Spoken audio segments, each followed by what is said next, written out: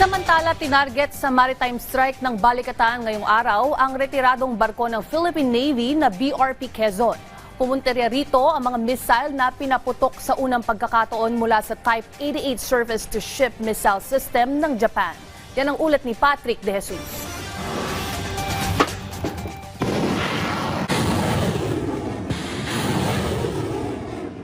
Dalawang malalaking missile ang inilunsad mula sa Type 88 Surface-to-Ship Missile System ng Japan.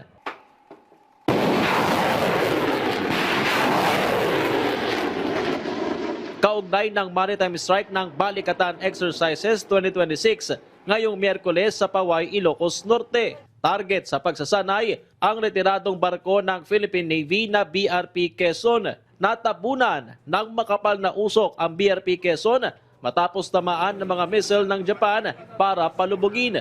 Nakaposisyon ang barko 75 kilometro mula sa baybayin ng Paway Sand Dunes. Sa loob ng 6 na minuto ay tinamaan yung target na lumang barko ng Philippine Navy, ang BRP Quezon, gamit ang dalawang magkasunod na missile na pinakawalan mula rito sa Type 88 Surface-to-Ship Missile System ng Japan Self-Defense Forces na idineploy dito sa Pilipinas sa unang pagkakataon para sa Balikatan Exercises 2026. Sinaksihan ang aktibidad ni Defense Secretary Gilberto Teodoro Jr. kasama si Japanese Defense Minister Shinjiro Koizumi matapos ang pagpapaputok sa Type 88 sa unang beses na deployment ito sa Pilipinas. Dahil na rin sa Reciprocal Access Agreement sa Japan, umaasa si Teodoro na magkakaroon pa ng karagdagang integration sa naturang kagamitan. We have seen how it works.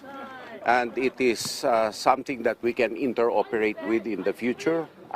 Don't read anything into it, but it is something that we should integrate. I'm very, very proud and happy that we were able to pull this off for the first time. And it will only get larger in scope with more partners. Nitong Martes, kabilang din sa pinaputok sa Balikatan ang Tomahawk land attack missile gamit ang Typhoon mid-range capability ng US sa unang pagkakataon na mula Tacloban Leyte na nasa Laur, Nueva Ecija. May buwelta naman ang kalihim sa mga patuloy na pumupuna sa isinasagawang military exercises. These things should have been exercised and done a long time ago, this being an archipelago.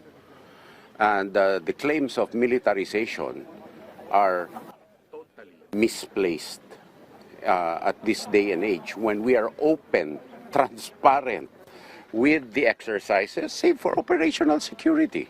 Sa Camp Aguinaldo naman, pinanood ni Pangulong Bongbong Marcos ang isinagawang maritime strike sa Ilocos Norte. Kasama ng Commander-in-Chief ang mga opisyal ng Armed Forces of the Philippines, US Indo-Pacific Command at Japan Self-Defense Forces.